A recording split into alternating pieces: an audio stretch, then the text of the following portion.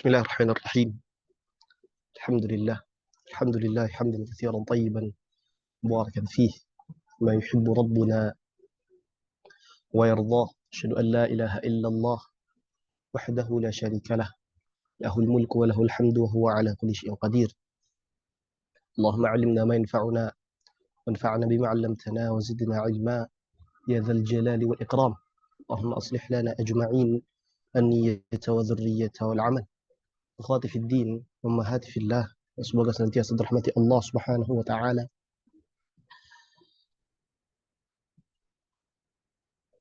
Ketika Allah Subhanahu wa taala menciptakan manusia, Allah Subhanahu wa taala juga menitipkan dan meletakkan fitrah di dalam diri manusia tersebut.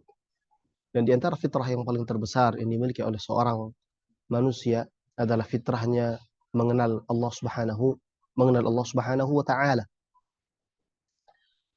Dan ini juga termaktub di dalam Al-Qur'an ketika Allah Subhanahu wa taala memberikan perjanjian yang terdapat dalam surah Al-A'raf, perjanjian antara manusia di zaman Nabi Adam, ketika Nabi Adam alaihissalam diambil janjinya serta seluruh anak keturunannya, bahwasanya fitrah itu ada fitrah mengenal Allah Subhanahu wa taala sebagai Rabb dan Tuhan. Dan di antara fitrah juga yang dititipkan oleh Allah Subhanahu wa taala ke dalam setiap hati manusia adalah fitrah-fitrah yang berjalan lurus selaras dengan apa yang dibutuhkan oleh manusia tersebut. Tentang apapun itu, fitrahnya yang harus dia mengisi kekosongan di dalam dirinya, baik itu sandang, pangan dan lain sebagainya, itu semuanya adalah fitrah dari Allah Subhanahu wa taala. Dan di antara fitrah yang Allah Subhanahu wa taala ciptakan untuk setiap manusia adalah ketika Allah Subhanahu wa taala menjadikan di dalam diri manusia tersebut kebutuhan untuk lawan jenisnya, kebutuhan untuk berpasang-pasangan. Allah Subhanahu wa taala berfirman bahwasannya, aku telah ciptakan kalian berpasang-pasangan, sehingga ketika berpasang-pasangan tersebut litaskunu ilaiha, sehingga kalian merasa tenang dan terisilah apa yang harusnya menjadi fitrah di dalam diri manusia tersebut. Akhwati fillah, semoga senantiasa dirahmati Allah Subhanahu wa taala.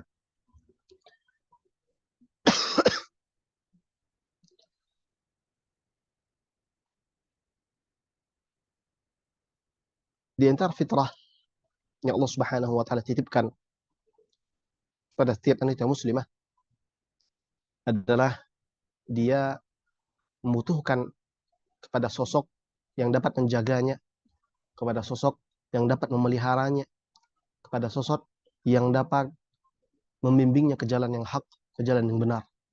Dan tidak ada jalan untuk mendapatkan hal tersebut kecuali dengan menikah, kecuali dengan berumah tangga. Dan inilah yang disebutkan oleh Rasulullah SAW tentang fungsi dari pernikahan itu sendiri. Islam sendiri ketika menjelaskan terkait hukum-hukum yang berkaitan dengan para pemeluknya, Islam sama sekali tidak menyampingkan hal-hal yang fundamental ini. Islam sudah mengatur semuanya. Islam juga masuk untuk mengatur bagaimana seorang muslimah itu di dalam rumah tangganya, apa yang menjadi haknya dan apa yang menjadi kewajibannya. Dan hari ini kita insya Allah akan melihat apa saja tuntutan atau tuntunan-tuntunan dari Islam terkait dengan rumah tangga seorang wanita muslimah. Karena yang kita bahas sekarang adalah pembahasan tentang hadis-hadis yang berkaitan dengan para perempuan, maka kita akan baca apa saja yang harusnya dimengerti oleh setiap muslimah sehingga dia menyadari bahwasanya Islam ini, agamanya ini benar-benar memberikan segala macam petunjuk, segala macam perintah agar terciptanya apa yang diinginkan oleh Allah Subhanahu wa taala, agar seorang muslimah tersebut benar-benar menjadi hamba Allah yang taat kepadanya. Kita akan membaca beberapa hadis yang berkaitan dengan hal ini. Kita akan mulai tentang sebuah pertemuan antara laki-laki dan juga perempuan. Serta bagaimana hukum-hukum yang terkaitan dalam hal ini. Sebelum seorang wanita muslimah itu masuk ke dalam bahtera rumah tangga, tentu dia akan mencari siapa sosok yang pantas untuk menjadi nahkoda dalam bahtera tersebut. Islam tidak membiarkan pemeluknya bingung, tidak membiarkan setiap wanita-wanita muslimah itu bingung mencari siapa kiranya yang pantas untuk menjadi pemimpin rumahnya. Pertama-tama, sebelum kita memahami dan membaca hadis-hadis terkait hal tersebut, kita harus paham satu hal besar, bahwasannya Allah Subhanahu wa taala menciptakan laki-laki itu menjadi seorang pemimpin. Allah Subhanahu wa taala firman, "Ar-rijalu qawwamuna 'alan nisa." Laki-laki itu adalah qawwam, yang mengurusi, kemudian yang meluruskan seorang perempuan. Artinya, kita semua faham bahwasannya konsep di dalam Islam adalah yang menjadi pemimpin dalam sebuah rumah tangga adalah laki-laki, yaitu para suami. Lantas, bagaimana Islam mengajarkan setiap muslimah memahami siapa kiranya yang berhak untuk ia jadikan sebagai seorang suami. Rasulullah Shallallahu Alaihi Wasallam bersabda dari hadis diriwayatkan oleh Imam Al-Bukhari, kemudian hadis ini diriwayatkan oleh Imam Muslim. Hadis ini di dalam kitab yang kita sebarkan terdapat pada hadis yang ke-30 dari Abu Hurairah radhiyallahu taala anhu, bahwasanya Rasulullah sallallahu alaihi wasallam bersabda, "La tunkahul ayyimu hatta tusta'mar, wa la tunkahul bikru hatta tusta'dzan." Qalu, "Kaifa idhnuha?" Qal, "An taskuta." Rasulullah sallallahu alaihi wasallam bersabda, seorang janda tidak boleh dinikahi sampai ia diminta pendapatnya. Dan seorang gadis yang belum pernah menikah tidak boleh dinikahi sampai dimintai izinnya. Para sahabat bertanya, "Ya Rasulullah, bagaimana kita mengetahui izin dari seorang gadis?" Rasulullah SAW mengatakan, bisa diketahui dengan diamnya perempuan tersebut, berarti ia memberikan izin untuk seorang laki-laki menjadi suaminya. Hadis ini menjadi permulaan dari pembahasan kita tentang wanita dan rumah tangganya. Bagaimana itu bisa terjadi? Sebagaimana kita ketahui, keadaan perempuan ketika sudah di usia pantas untuk menikah ada dua. Yang pertama adalah wanita tersebut sudah pernah menikah sebelumnya, kemudian ia ditinggal oleh suaminya entah dikarenakan wafat atau dikarenakan bercerai, maka dia menjadi seorang janda. Sedangkan yang kedua, keadaan wanita tersebut adalah dia dalam kondisi seorang gadis, belum pernah menikah sebelumnya. Rasulullah SAW di dalam hal ini memiliki beberapa petunjuk. Dan di antara petunjuknya apa yang barusan kita baca. Bahwa ketika seorang wali ingin menikahkan anak gadisnya atau wanita-wanita yang berada di tanggung jawabnya. Dan ini bisa terjadi banyak hal. Ketika seorang anak perempuan ya masih gadis, maka yang menjadi walinya adalah orang tuanya ketika orang tuanya masih ada. Ketika seorang bapak atau orang tuanya tidak lagi ada, maka saudara-saudara dari perempuan ini atau paman-paman dari perempuan ini yang akan menjadi wali. Ini fikih ini harus dimengerti oleh setiap wali-wali agar jangan sampai seorang perempuan itu menikah tidak dengan ridho dari si perempuan. Bagaimana Islam mengajarkan hal ini?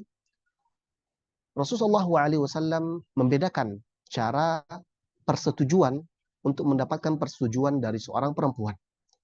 Yang pertama, dalam kondisi ia menjadi seorang yang janda. Bagaimana cara untuk mengetahui izinnya sehingga dia boleh dinikahkan oleh walinya tersebut dengan laki-laki, dengan seorang laki-laki? Rasulullah SAW mengatakan, hatta tusta'mar. Sampai wanita janda ini memberikan pendapatnya. Artinya seorang janda yang ditinggal wafat oleh suaminya atau dia ditolak oleh suaminya, ketika dia ingin menikah lagi, maka hukum fikihnya adalah dia harus mengeluarkan pendapat mengeluarkan suaranya apakah dia setuju atau tidak dengan laki-laki yang datang meminangnya. Ini untuk janda. Oleh karena hal tersebut, seorang wali ketika dia ingin menjodohkan perempuan-perempuan yang di bawah tanggungannya dan perempuan tersebut dalam keadaan janda, maka dia wajib bermusyawarah dengan perempuan tersebut. Ketika perempuan tersebut mengatakan, ya, saya terima pinangan laki-laki tersebut, maka baru boleh untuk dinikahkan. Berbeda dengan seorang yang gadis. Gadis ini, ya, seorang perempuan yang masih gadis yang belum pernah ya bertemu dengan laki-laki, belum pernah berhubungan dengan laki-laki, tentu akan ada rasa malu di dalamnya, di dalam dirinya. Sehingga Rasulullah SAW mengatakan dalam hal ini, sedangkan untuk gadis, bagaimana cara mendapatkan izinnya? Biasanya dengan diamnya ia merupakan tanda bahwa ia setuju. Lebih baik lagi ketika perempuan ini mengatakan iya atau tidak dengan kalimat-kalimat yang jelas. Tentu ini akan memperjelas izin dari atau ridho dari perempuan ini untuk dipinang oleh seorang laki-laki. Ini merupakan tuntunan Islam terkait dengan bagaimana seorang itu ketika datang kepadanya pinangan-pinangan dan dalam dua keadaan ini, janda ataupun gadis. Hikmah terbesar dari hal ini adalah menikah dengan penuh keridhaan. Kalau dalam jual beli saja, Rasulullah SAW menyampaikan tidak halal tidak halal jual beli tanpa ada keridhaan di salah satu pihak yang penjual ataupun yang pembeli, maka jual beli tersebut tidak sah. Lalu bagaimanakah lagi kalau itu adalah dalam urusan menikah? Karena yang akan diberikan adalah seluruh jiwa dan seluruh jasmani dan rohani seorang perempuan.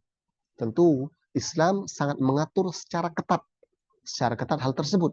Sehingga dua hal ini perlu dipertimbangkan. Dan ketika antunna sudah mengetahui hadis ini, maka antunna sudah paham bagaimana harus bersikap ketika ada seorang yang ingin meminang. Jangan sampai antuna tidak ridho dengan apa yang disodorkan kepada antuna dari laki-laki.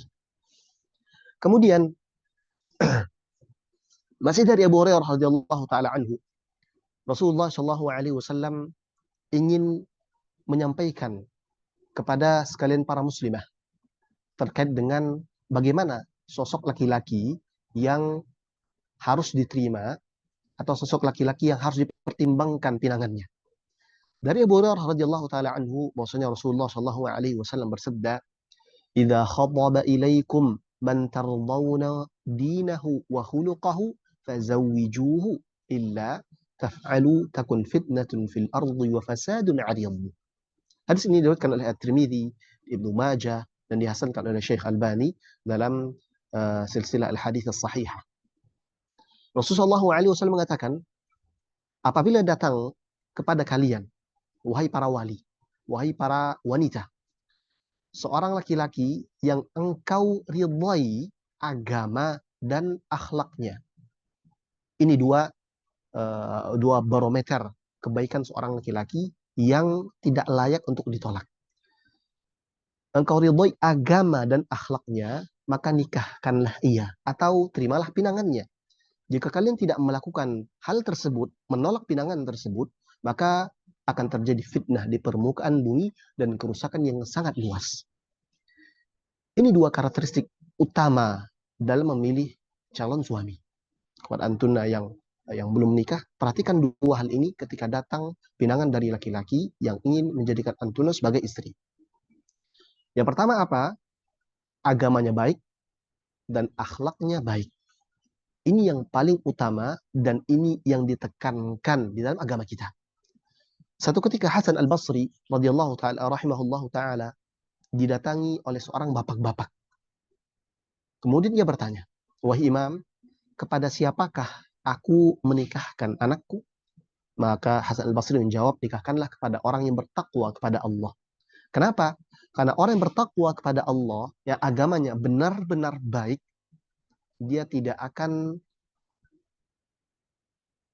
memberikan sesuatu yang buruk ketika dia tidak menyukai dari anak perempuanmu, dan dia akan sangat mencintai ketika ia benar-benar senang terhadap anak perempuanmu. Maka baromeristik atau karakteristik dari agama seorang laki-laki ini perlu untuk dipertimbangkan. Lalu bagaimana kita melihat seorang laki-laki itu baik agamanya dan baik akhlaknya?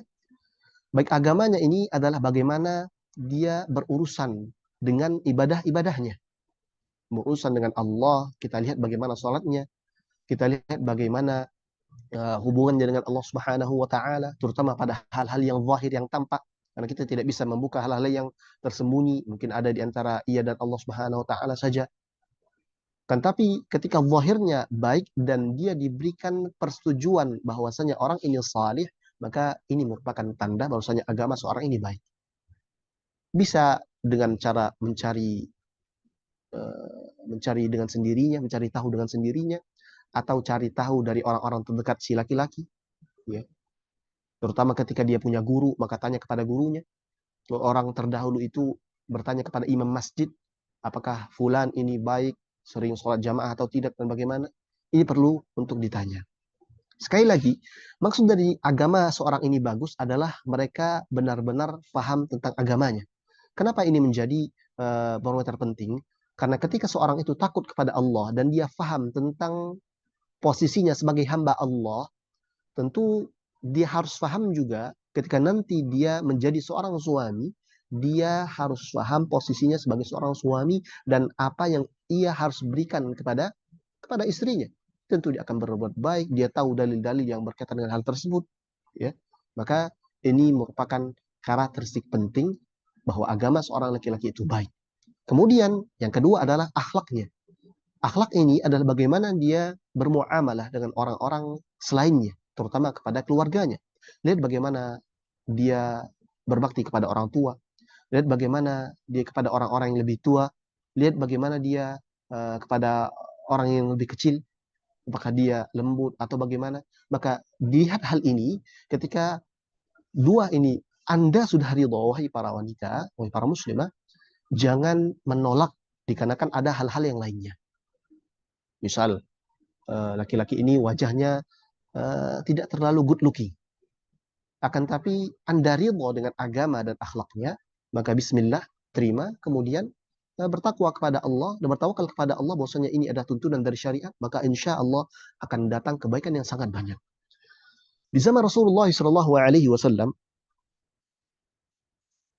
ada seorang sahabiyat yang baru tinggal wafat atau dia ditolak, saya lupa. Kemudian di masa-masa iddahnya ada dua orang yang terdengar tertarik dengan perempuan ini. Yang pertama adalah Abu Sufyan, yang kedua adalah Muawiyah. Maka ketika sahabiat ini pusing memilih siapa di antara keduanya, ia mengadu kepada Rasulullah. Ya Rasulullah, telah datang kepadaku fulan dan fulan, Muawiyah dan Abu Sufyan, aku sudah datang kepada mereka. Kemudian Rasulullah SAW mengatakan, nama Muawiyah fasu'luku la malalah. Muawiyah ini dia miskin, tidak punya harta, ya. Tolong jadikan pertimbangan.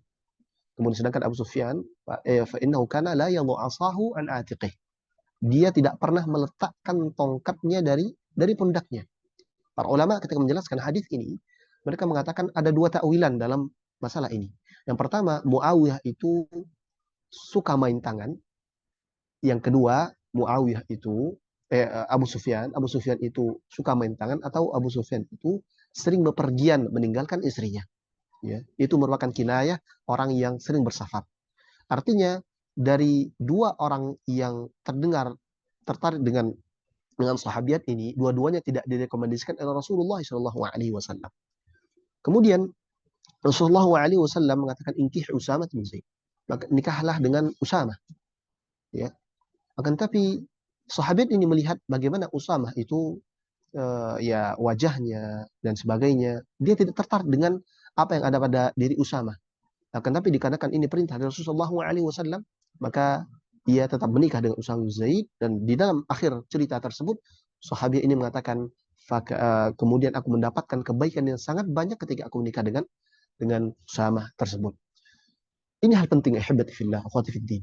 Tentang bagaimana kita memilih seorang pemimpin rumah tangga. Pemimpin rumah tangga ini bukan hanya tentang ia yang bisa memberikan nafkah saja. Bukan hanya tentang ia yang bisa memberikan pendidikan-pendidikan terbaik, rumah-rumah yang layak. Bukan itu saja. Akan tetapi tentang bagaimana laki-laki ini, suami ini membimbing Antuna sebagai seorang istri ke jalan yang hak, ke jalan yang benar, serta menuntun nanti pada perbuatan-perbuatan yang baik. Dan nanti akan kita lihat bagaimana seharusnya rumah tangga itu hidup di atas sunnah Rasul Shallallahu Alaihi Wasallam. Jadi dalam hal memilih ini Rasulullah SAW sudah memberikan kriteria kepada sekalian wanita muslimah bahwa kalau datang ada laki-laki yang engkau ridhoi, sekali lagi perlu difahami kalimat tardawnahu atau tardawna dinahu wa khulaqah, engkau ridho. Ridho itu bagaimana? Bukan hanya mendengar bahwasanya ini baik saja, itu baik, kan tapi engkau benar senang dengan agamanya, engkau senang dengan akhlaknya, itu maknanya ridho. Kalau toh ternyata ada laki-laki yang datang kepada antun, kepada anti sekalian, kemudian memang orang bilang bahwasanya orang ini baik, akhlaknya baik, agamanya baik, akan tapi anti sendiri tidak ridho dengan hal tersebut karena orang berbeda-beda. Mungkin referensi dari akhlak baik dan agama baik itu berbeda-beda. Kalau memang tidak ridho, maka tidak masalah untuk menolak. Karena pernikahan yang paling terbaik adalah nikah di atas apa yang disyariatkan oleh Rasulullah SAW. Dan Rasulullah SAW dalam hadis mengatakan tardawnahu ridho. Akan tapi perlu digarisbawahi bahwasannya seorang wanita muslimah haruslah paham titik keridhoannya atas agama dan akhlak seorang laki-laki. Dan bagaimana ia bisa mengetahui hal tersebut? Yaitu dengan cara belajar. Oleh karena hal tersebut, pantaslah untuk setiap para laki-laki maupun perempuan yang ingin menikah, ia belajar tentang agamanya, tentang bagaimana titik ridho yang disampaikan oleh Rasulullah SAW dalam hadis ini, sehingga dia tidak bermudah-mudahan untuk menerima dan juga tidak bermudah-mudahan untuk menolak tawaran yang sampai kepada dirinya. Ini sebelum menikah.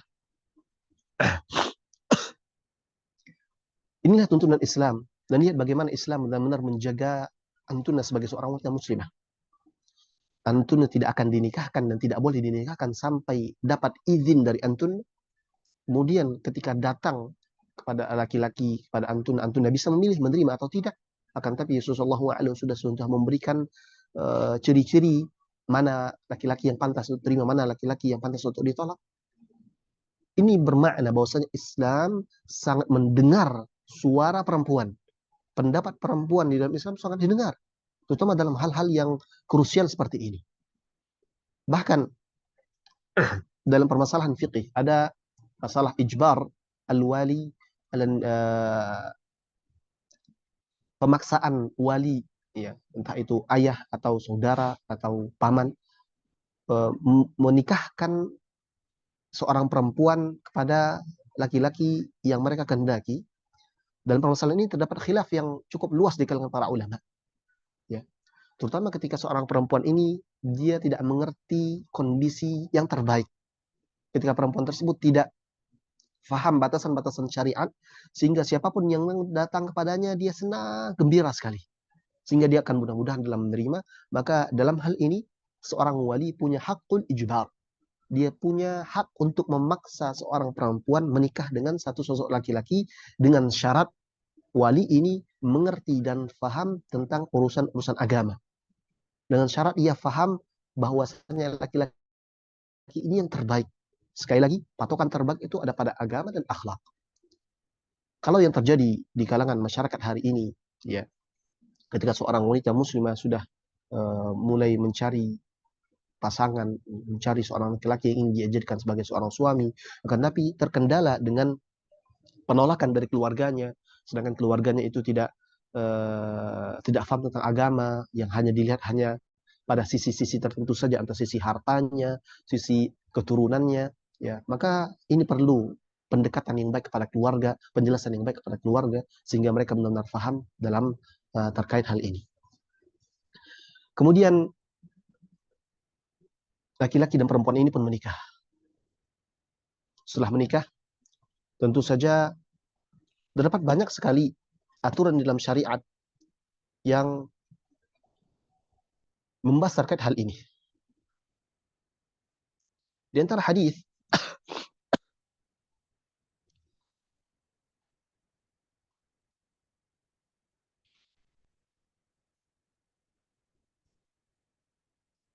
yang membahas tentang hal ini adalah hadis yang diriwayatkan oleh Amr bin Ahwas, dan diriwayatkan hadis ini dari Tirmidzi, An-Nasa'i, dan juga Ibnu Majah,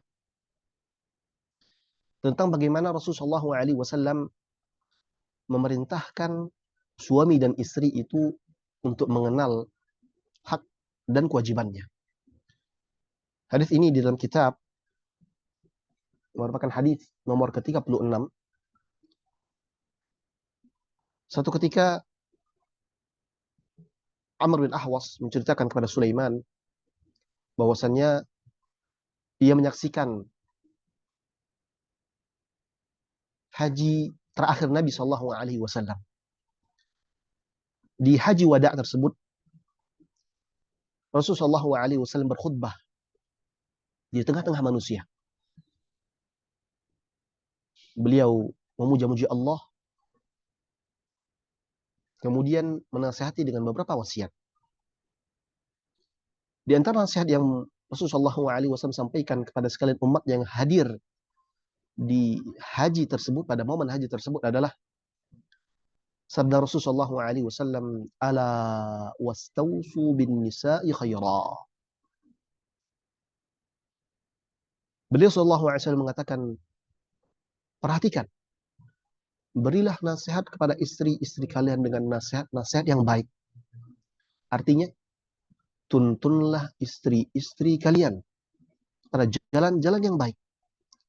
فإنما هن عوان عندكم ليس تملكون منهن شيئا غير ذلك.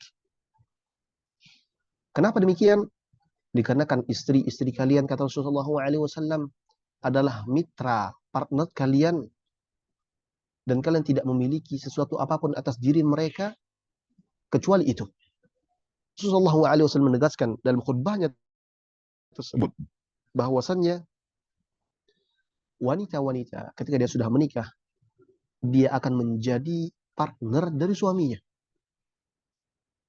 Maka seorang laki-laki harus pandai untuk memberikan tuntunan-tuntunan yang baik, wasiat-wasiat yang baik. Kenapa? Agar partnernya ini, pasangan sehidup sematinya ini, berada dalam jalan yang baik. Karena hakikat dari kehidupan rumah tangga adalah saling tolong-menolong. Dan saling tolong dalam hal apa? Tentunya dalam hal mengerjakan ibadah yang paling lama ini, ibadah pernikahan. Kemudian Rasulullah SAW mengatakan, فَإِنَّمَا هُنَّ عَوَانٌ عِنْدَكُمْ لَيْسَ تَمْلِكُونَ مِنْهُنَّ شَيْئًا غَيْرَ ذَلِكَ إِلَّا أَنْ يَأْتِينَ بِفَاحِشَةٍ مُبَيِّنَةٍ. Istri-istri kalian ini tetap akan menjadi mitra kalian, yang akan menolong kalian sampai ketika satu ketika misalnya terjadi sesuatu yang tidak diinginkan, ketika wanita-wanita ini datang dengan perbuatan-perbuatan yang keji. Fa'in fa'alna, ketika perempuan-perempuan ini, istri-istri kalian ini melakukan hal-hal yang buruk, fahjuruhunna fil madaji, maka pisahlah ranjang dengan mereka. Atau wadribuhunna darban ghairan dharrih, ketika mereka tidak bisa diberikan nasihat, tidak bisa diberikan peringatan dengan berpisah ranjang, maka pukullah mereka dengan pukulan yang mendidik, yang tidak melukai. In ata'anakum fala tabghu 'alaihin sabila. Ketika dia sudah perempuan ini sudah mulai taat kepada kalian, maka tidak boleh kalian melakukan hal tersebut sama sekali. Ala inna lakum 'ala nisaikum haqqan. Ketahuilah bahwasanya kalian memiliki hak atas istri-istri kalian. Wal nisaikum 'alaikum haqqan, dan para wanita-wanita, para istri kalian punya hak atas kalian.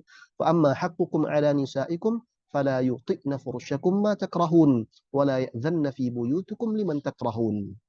Di antara hak yang kalian miliki di atas istri-istri kalian adalah melarang seorang yang kalian tidak sukai untuk datang ke tempat tidurmu, dan kalian berhak melarang istri memasukkan siapa saja yang tidak kalian sukai ke dalam rumah kalian.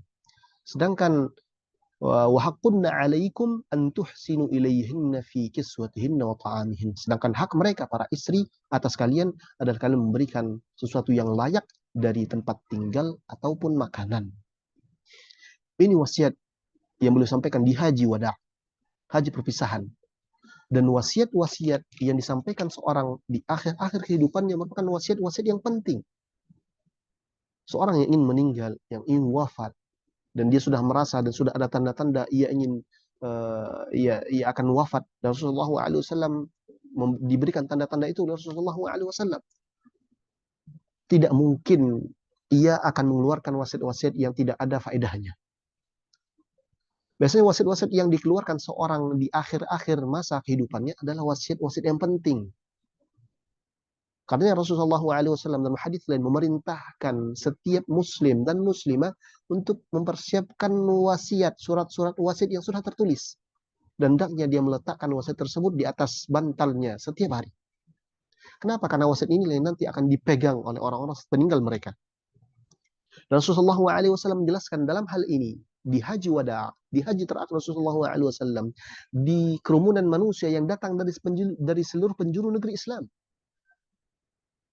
Rasulullah SAW menasihatkan kepada setiap laki-laki dan setiap perempuan tentang apa hak dan apa kewajiban yang harus mereka penuhi ketika mereka berumah tangga. Dan di antara hak dan kewajiban tersebut adalah apa yang sudah disampaikan Rasulullah SAW. Dalam hadis ini Rasulullah SAW mengatakan di antara hak suami di atas istri adalah tidak membiarkan, tidak bermudah-mudahan untuk memasukkan seseorang ke dalam rumah suaminya. Siapapun itu. Baik itu kerabat suaminya, teman dekat suaminya, maka seorang istri terlarang untuk memasukkan orang tersebut ke dalam rumah suaminya kecuali atas izin suaminya. Bahkan kalaupun itu mahram, kalaupun itu mahram dari antunna sekalian, entah itu paman antunna atau siapapun, ketika sang suami tidak mengizinkan orang ini masuk ke dalam rumah, terutama ketika suami tidak berada di rumah, maka jangan pernah untuk masukkan laki-laki tersebut. Satu ketika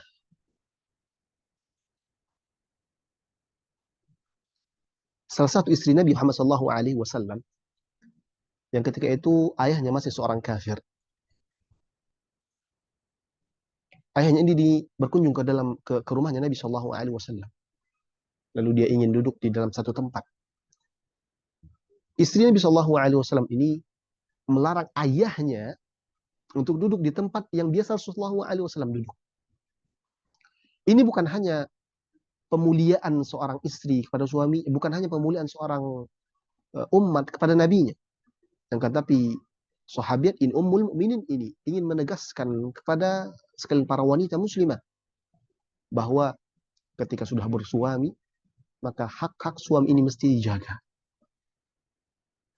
Mesti dimuliakan.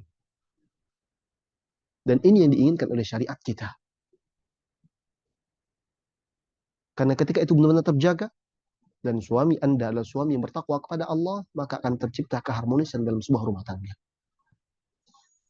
Di antara hak-hak yang lainnya, yang disampaikan Rasulullah SAW adalah tentang masih dalam sabda sallallahu alaihi wasallam, fa innahunna 'indakum 'awan, bahwasannya istri-istri kalian tersebut adalah partner kalian dalam berumah tangga. Datang sebuah hadis dari Abu Hurairah radhiyallahu taala anhu dari Rasulullah sallallahu alaihi wasallam yang menjelaskan tentang bagaimana harusnya seorang suami istri ini saling membantu di dalam rumah tangga. Di antara bentuk saling membantunya adalah membantu dalam ketaatan. Dalam hadis ke-33, Rasulullah SAW mengatakan, rahimallahu rajulan qama minal laili fasalla wa iqadha imra'atah fa in abat nadaha fi wajhiha al-ma' wa rahimallahu imra'atan qamat minal laili fasallat wa ayqadhat zawjaha fa in aba nadhahat fi wajhiha al-ma. Semoga Allah Subhanahu wa taala merahmati seorang laki-laki yang bangun di malam hari mengerjakan salat, kemudian ia bangunkan istrinya. Apabila istrinya enggan untuk bangun, ia percikkan air di wajahnya sehingga ia bangun.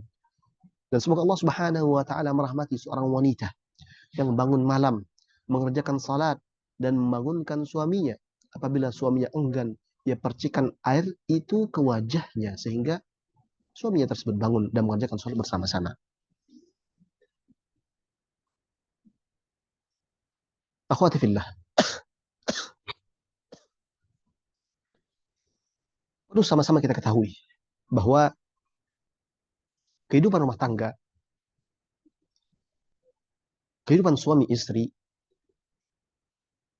ada satu nikmat yang Allah Subhanahu wa taala berikan kepada setiap manusia. Pernikahan adalah ibadah panjang. Yang memisahkannya hanyalah kematian atau perceraian. Itu saja. Oleh karena hal tersebut, kita semua harus paham bahwa pernikahan ini adalah sebuah ibadah. Dan ibadah harus didasari dengan keikhlasan, kejujuran di hadapan Allah Subhanahu wa taala. Musuh-musuh Allah dari syaitan dan lain sebagainya tetap akan berusaha untuk merusak apa-apa yang dilakukan oleh anak Adam, terutama hal-hal tersebut yang berbau ibadah. Sebelum seorang anak manusia ini, laki-laki dan perempuan, menikah, syaitan akan senantiasa menghiasi semuanya sehingga tampak indah. Ia akan berusaha untuk menggabungkan antara laki-laki dan perempuan tidak dalam ikatan yang sah. Ia akan hiasi perkataan, perbuatan sehingga tampak indah di mata lawan jenisnya. Maka hati-hati, akhwati fillah, terutama antum yang belum menikah atau bahkan yang sudah menikah. Syaitan sangat bersemangat untuk memperindah segala sesuatu sebelum menikah. Maka jangan terbuai dengan kata-kata manis. Laki-laki yang datang kepada antuna lewat DM, lewat personal messenger, jangan mudah terpedaya dengan gombalan-gombalan para syaitan tersebut. Dengan berbagai caranya. Dimulai dengan menasehati, mengajak kepada kajian, akan diusahakan oleh syaitan tampak indah semuanya. Sehingga laki-laki dan perempuan ini berhubungan dengan hubungan yang tidak di atas syariat. Dengan penamaan yang begitu indah, ditamakan dengan ta'aruf lah, ditamakan dengan pendekatan syar'i lah. Padahal hakikatnya, syaitan sedang menjerumuskan anak Adam pada hawa nafsunya. Mereka berhubungan sebelum sah menikah menjadi seorang suami dan istri. Maka hati-hati. Semuanya akan tampak indah ketika sudah menikah. Ketika akad untuk beribadah seumur hidup ini sudah terikrar, disaksikan oleh wali-wali syar'i yang adil, maka tugas syaitan dan bala tentaranya sudah berubah. Sebelum menikah akan dihiasi semuanya dengan kebaikan, sehingga para laki-laki dan perempuan begitu nikmatnya merasakan cinta sebelum menikah. Ketika sudah menikah, tugasnya berubah. Syaitan akan berusaha sekuat tenaga untuk merusak rumah tangga tersebut. Apa janji iblis, kepalanya para syaitan ini di hadapan Allah Subhanahu wa taala ketika dikeluarkan oleh Allah dari surga? La ughwiyannahum ajma'in. Ketahuilah saya akan berusaha sekuat tenaga untuk menyelewengkan mereka, ya Allah. Segala macam bentuk ibadah, ketaatan kepadamu akan saya usahakan anak-anak manusia ini, anak Adam dan keturunannya, keluar dari jalur yang hak tersebut. Kecuali orang-orang yang benar-benar ikhlas kepadamu. Illa ibadaka minhumul mukhlasin. Yang tidak bisa saya jamah adalah hamba-hambamu yang ikhlas, yang benar-benar taat kepadamu, ya Allah. Itu tidak mungkin saya jamah. Selainnya, saya akan tetap berusaha untuk menyelewengkan mereka dari ibadah kepadamu. Dan pernikahan ini adalah ibadah. Syaitan akan terus berusaha untuk merusak hubungan yang sah ini. Sehingga banyak kita dengar perceraian muncul dikarenakan hal-hal yang remeh misalnya. Syaitan akan membuat suami dan istri itu saling bertengkar, membuat mereka saling membenci. Banyak cara syaitan untuk merusak keadaan rumah tangga ini. Kenapa? Karena ia tidak senang ketika melihat ada hamba-hamba Allah yang berada dalam fase-fase pernikahan yang sah, beribadah kepada Allah bersama-sama. Mereka tidak ingin itu. Maka jangan sampai masuk ke dalam jerat-jerat iblis, jerat-jerat syaitan. Jangan mudah untuk terpancing dengan hal-hal tersebut.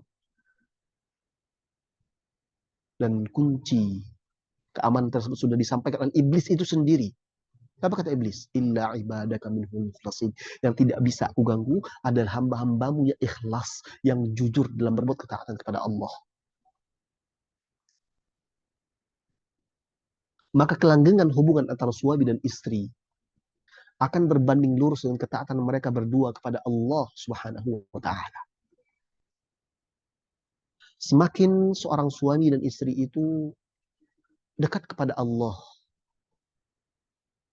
maka hubungan mereka akan semakin dekat. Kalau boleh kita permisalkan, hubungan suami dan istri itu laksana segitiga.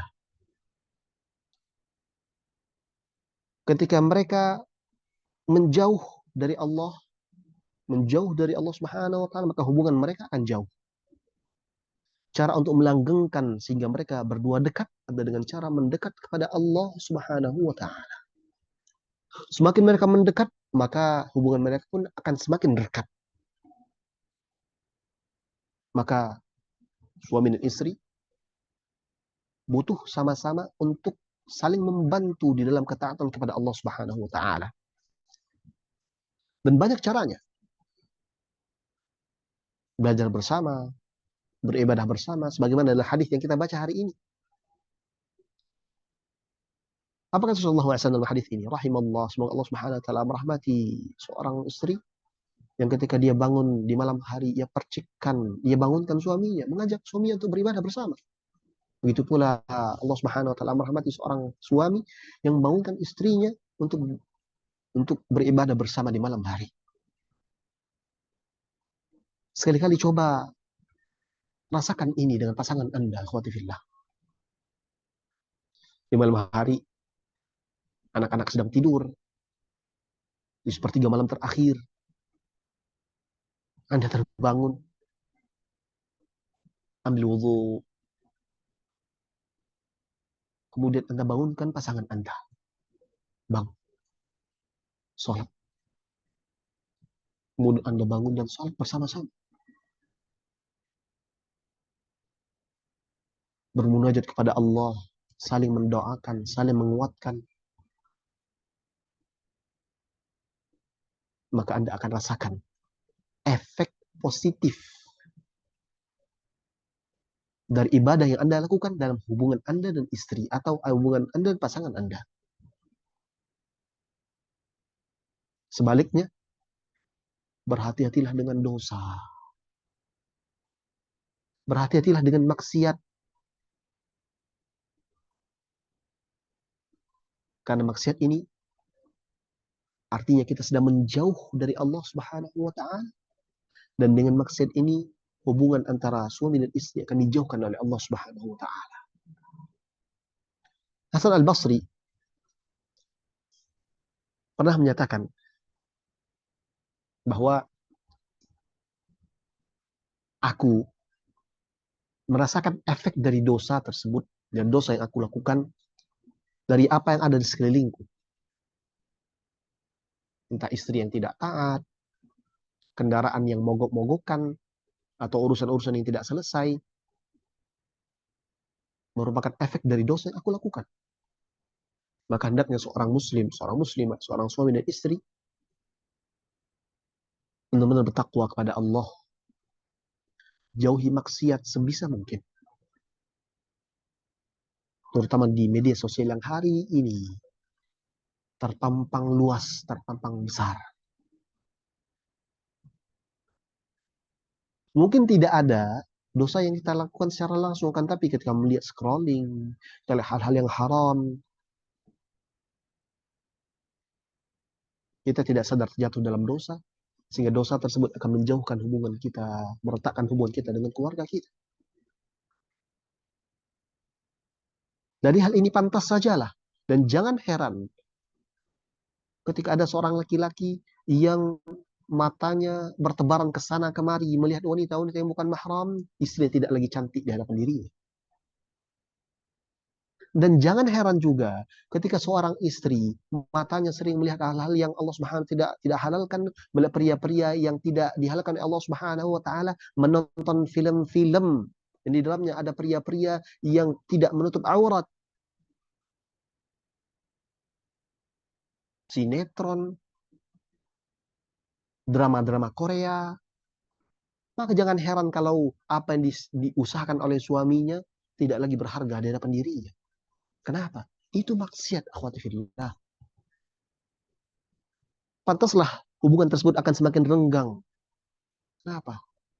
Karena yang ia lakukan adalah maksiat kepada Allah yang Allah Subhanahu wa taala tidak ridhai, maka hubungan tersebut akan diletakkan, akan dijauhkan sebagaimana ia menjauh dari Allah Subhanahu wa taala. Ini hal penting, akhwati fillah. Karena kajian kita tentang hadis-hadis yang berkaitan dengan perempuan, maka penegasan ini untuk antuna sekalian. Kalau antuna faham masalah ini, maka jangan cari gara-gara. Bantu suami Anda dalam berbuat ketaatan kepada Allah Subhanahu wa taala. Ketika suami Anda keluar rumah, sampaikan, doakan ia, sampaikan carilah harta yang halal. Jangan mudah-mudahan dengan harta yang haram. Jangan Anda yang menjadi sebab ia melakukan dosa kepada Allah Subhanahu wa taala. Anda menuntut A, menuntut B sehingga dia, suami Anda harus berurusan dengan harta-harta yang haram.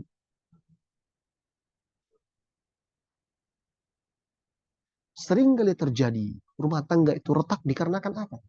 Padahal ia kaya, padahal rumah tangganya luar biasa, kehidupannya enak. Kan tapi ternyata harta yang mereka makan setiap hari dari harta yang haram. Entah itu korupsi, entah itu riba, entah itu dengan cara menipu. Tampaknya kaya, tampaknya indah, kan tapi terdapat kekosongan di dalam hati. Kenapa? Karena bukan jalan yang Allah Subhanahu wa taala ridhai. Mari saling membantu antara suami dan istri. Ini ibadah yang panjang, akhwati fillah.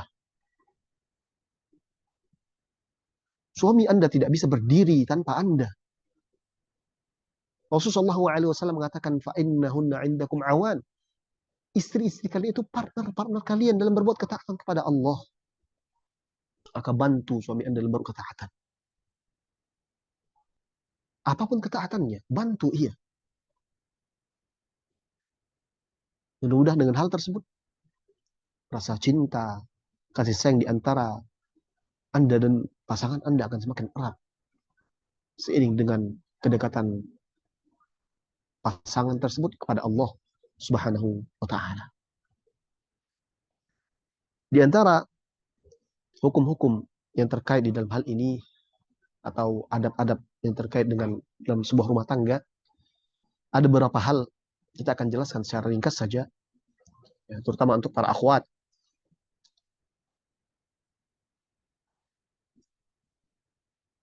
Dan hadis nomor ke-34 dari Abdullah bin Mas'ud radhiyallahu taala anhu, bahwasanya Nabi sallallahu alaihi wasallam bersabda, "La tubashirul mar'atul mar'ata fatan'ataha li zawjiha ka'annahu yanzuru ilaiha." Hadis ini diriwayatkan Al-Bukhari. Rasulullah SAW mengatakan, janganlah salah seorang istri di antara kalian menceritakan tentang wanita lain dan menjelaskan sifatnya kepada suaminya, seolah-olah suaminya tersebut melihat wanita tersebut secara gamblang. Ini hadis memberikan pengetahuan kepada antum sekalian, para akhwat, para istri, jangan bermudah-mudahan untuk menceritakan tentang teman-teman wanita antunna di hadapan suami antunna.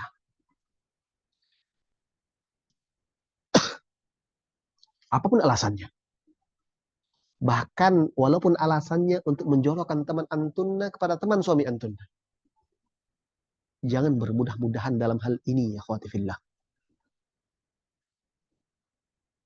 Karena banyak sekali terjadi hal-hal yang tidak diinginkan dimula dengan istri yang suka cerita tentang teman-temannya di hadapan suaminya. Fulanah itu begini bang, fulanah itu begini bang. Walaupun alasannya untuk menikahkan, menjodoh-jodohkan, anti menjadi mak comblang misalnya. Teman anti datang, ukhti tolong carikan suami untuk anak. Mungkin teman-teman dari suami anti punya teman, mungkin bisa dinikahkan ke anak. Lalu anti ceritakan tentang ini teman anti kepada suami anti. Memang niatnya supaya disampaikan, tapi ini bukan cara yang baik. Bukan cara yang elok.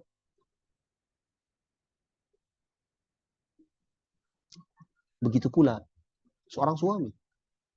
Jangan bermudah-mudahan untuk menceritakan tentang teman-temannya secara eksplisit, terutama fulan demikian, fulanah demikian, oh rambutnya begini, tingginya sekian. Jangan pernah. Karena ini hadis, terdapat larangan hal tersebut. Untuk menjaga keutuhan rumah tangga.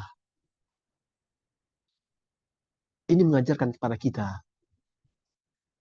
sebagai seorang laki-laki ataupun perempuan agar memiliki sifat cemburu di atas koridor syariat.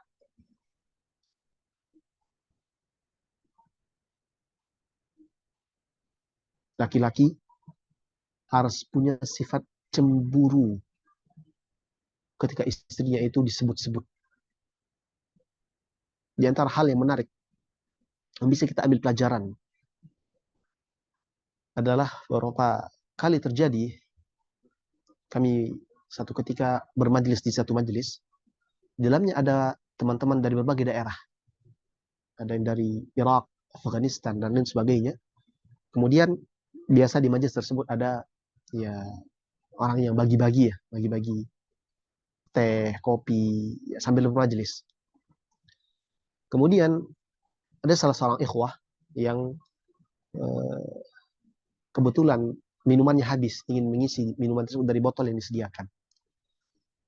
Pemilik botol ini atau yang biasa menuangkan ini, ketika melihat gerakan ikhwah ini ingin mengambil botol dari untuk menuangkan minuman tersebut, dia dengan cekatan mengambil botol tersebut lalu menuangkan air dengan sendirinya. Artinya dia menuangkan untuk orang lain. Awalnya kami mengira bahwasanya itu bentuk ikram dhaif, memuliakan tamu atau memuliakan orang lain, ya, yang dia lakukan. Kan tapi dia mengatakan satu hal yang menarik. Beliau katakan, ana tidak larang ente untuk ambil minuman ini, enggak. Cuman ini botol punya istri ana, katanya. Dan di botol ini ada nama istri ana. Jadi ana tidak ingin nama istri ana terbaca oleh laki-laki selain ana. Subhanallah. Ana ketika mendengar penjelasan tersebut, Masya Allah, ini begitu luar biasanya ini ikhwan, benar-benar menjaga istrinya. Sampai namanya saja, dia tidak ingin tersebut, terdengar, diketahui oleh laki-laki yang lainnya. Dan bagaimana rasa cemburu yang dibangun di atas dasar syariat ini. Bukan posesif, bukan berlebihan, tidak.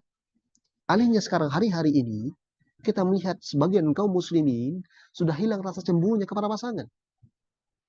Ketika cemburu itu muncul, mereka katakan itu cuma punya anak-anak muda. Semakin tua akan hilang rasa cemburu tersebut. Lah, cemburu tersebut harus tetap ada bahkan sampai wafat.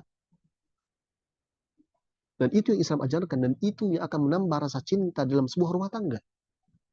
Imam Ahmad rahimahullah taala mengatakan, saya tidak sudi gerakan sandal istri saya terdengar oleh laki-laki lainnya. Dan bagaimana Imam Ahmad benar-benar menjaga itu semua. Maka untuk antunna sebagai seorang istri, jangan bermudah-mudahan untuk muncul di hadapan laki-laki yang lainnya. Ini adab juga. Jangan mudah-mudahan untuk berkomunikasi dengan laki-laki yang lainnya. Islam sudah benar-benar menjaga. Dan ini sampaikan pula kepada suami-suami antunna.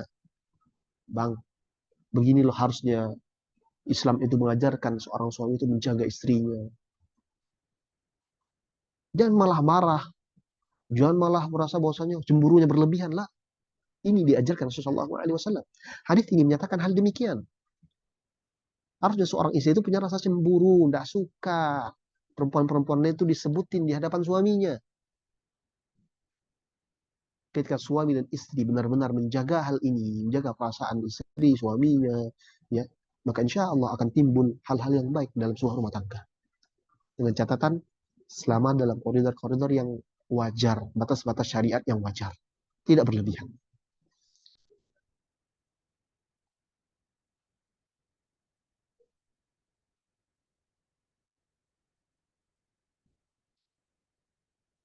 Kemudian, masih dalam hal rumah tangga ini, ketika seorang suami dan istri sudah berumah tangga, dia berusaha untuk saling membantu dalam kebaikan, maka mereka akan terus bersama. Yang akan misalkan mereka hanya dua, satu di antara dua hal, entah itu perceraian atau ditinggal wafat oleh suaminya. Islam sudah mengajarkan hal ini semua. Bagaimana seorang istri harus bersikap ketika dia mendapati suaminya melakukan hal yang tidak diridhai oleh syariat. Apakah dia bisa minta talak atau bagaimana cara dia ketika dia ditolak oleh suaminya dan bagaimana dia harus bersikap ketika Allah Subhanahu wa taala mewafatkan suaminya terlebih dahulu. Apa yang harus dia kerjakan dan bagaimana pola pengasuhan anak setelah suami meninggal dan siapa yang berhak untuk hal tersebut. Islam sudah mengatur semuanya. Dan hadis-hadis yang akan kita baca akan mengatur hal tersebut. Insya Allah Ta'ala akan kita bahas pada pertemuan selanjutnya. Semoga Allah Subhanahu Wa Ta'ala menjadikan ilmu yang sedikit ini bisa bermanfaat untuk semuanya. Dan kami mohon maaf atas keterbatasan waktu yang kami miliki. Dan semoga Allah Subhanahu Wa Ta'ala membalas semua kebaikan yang punya andil dalam kegiatan ini. Demikian pertemuan kita pada petang hari ini. Insya Allah masih ada lanjutan terkait dengan wanita serta rumah tangganya, serta hukum-hukum berkaitan dalam rumah tangga seorang perempuan. Insya Allah akan kita kembali melihat apa saja tuntutan-tuntutan syariat Islam, bagaimana Rasulullah SAW memberikan pedoman-pedomannya ya terkait dengan rumah tangga seorang wanita muslimah. Sehingga ketika seorang wanita muslimah faham tentang hal tersebut, ia semakin sadar bahwa Islam sudah mengatur segala sesuatu tentang dirinya. Kami cukupkan sesi materi pada petang hari ini, semoga bisa bermanfaat. Dan jika ada satu atau dua pertanyaan yang bisa kita jawab pada petang hari ini, kita persilahkan. Allah Ta'ala.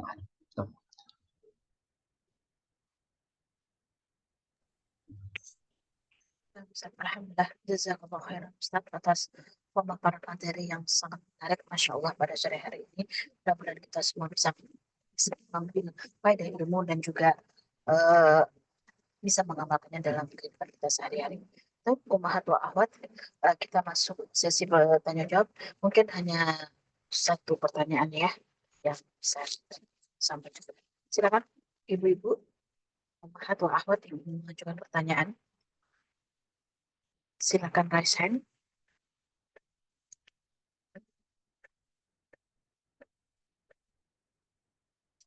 Nah, Ika, tafadhali.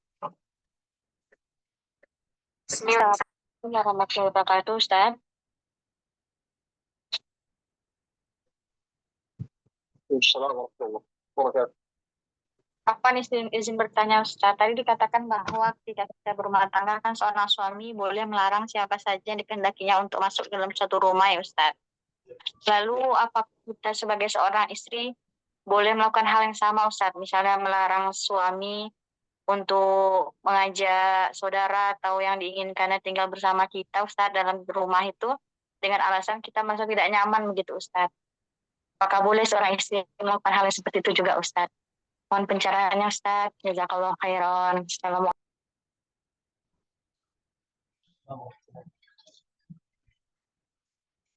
Hadis yang tadi kita baca yang terkait dengan hal tersebut, tentu saja punya hubungan yang kuat untuk menjaga agar tidak terjadi fitnah-fitnah. Sehingga dalam hal ini seorang suami boleh melarang seorang yang tidak dia inginkan masuk ke dalam rumahnya, suaminya, terutama ketika dia tidak sedang berada di rumah, tidak sedang berada di, terutama untuk laki-laki. Artinya ini untuk menjaga agar seorang tersebut aman dari fitnah.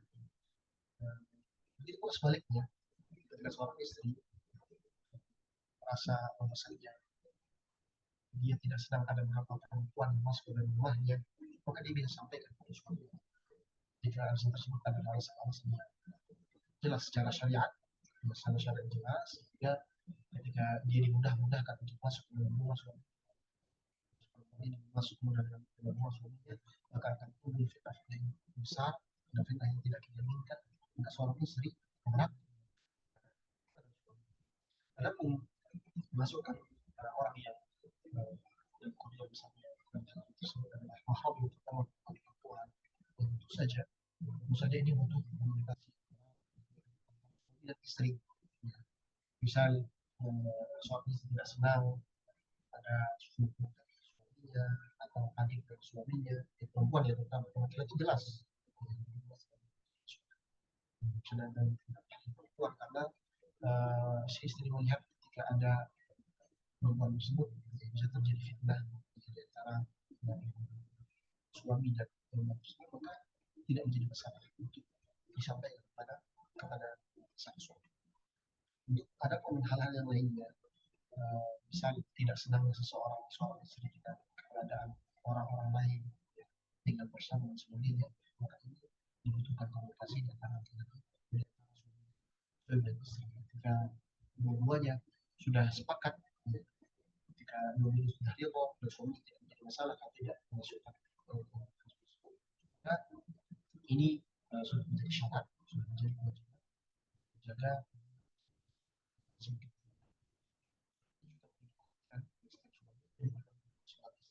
yang sampai kawan istri saja dia tidak senang sama suaminya atau suaminya tidak senang keluarga istrinya, nah, sehingga dia benar-benar cuma hanya ingin istrinya tidak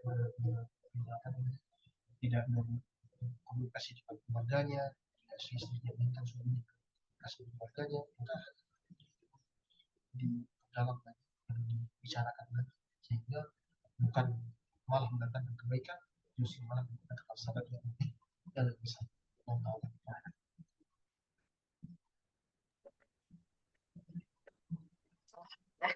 Jazakallah khairan atas jawabannya. Atas pertanyaan tadi, mungkin kesimpulan Ustaz untuk kajian kita sore hari ini. Nah, Alhamdulillah, hubungan suami istri dan hubungan yang dimulai di atas perjanjian di hadapan Allah Subhanahu wa Ta'ala. Allah Subhanahu wa Ta'ala mengatakan perjanjian dua manusia dengan kalimat mitsaq Allah, satu ikatan yang sangat kuat, satu ikatan yang sangat kuat, dan janji itu berjanji antara suami dan istri di hadapan Allah Subhanahu wa Ta'ala. Maka ketika sudah terjadi Allah Subhanahu wa Ta'ala sama-sama saling tolong menolong, membantu dan kebaikan yang harus kerjakan selama pernikahan tersebut masih ada. Maka carilah tolong menolong sebagaimana hadis tadi yang tadi kita sudah sampaikan, dari semua bahas kita sudah baca, sering kita tolong ini suami menolong istri untuk ketaatan, istri menolong suami untuk ketaatan, apapun yang untuk yang adalah ibadah, apapun itu hendaknya sama-sama menolong selama tidak melalaikan hak dan kewajiban dari pasangan. Kemudian juga kita kuatkan tekan dengan pasangan ini adalah seorang bisa memilih dan memilah siapa yang pantas untuk menjadi pasangan hidup.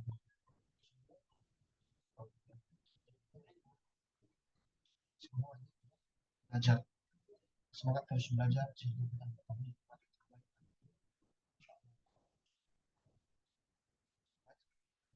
sudah nampak dan usaha kita menunjukkan usaha kita untuk membuat kehidupan kalau sudah mengatakan itu kan untuk kebaikan bersama. Sesi pertama dari kajian ini adalah insya Allah masing apa saja yang bisa terjadi dalam Islam mengatur tentang Islam mengatur sebuah hubungan bahkan setelah salah satu di antara kedua pasangan tersebut tiada atau tidak ada sebagai kontak insya Allah akan semoga terjadi dan harus belajar banyak pembelajaran tetap semangat karena untuk meminta bukan teks dan tidak ada dari materi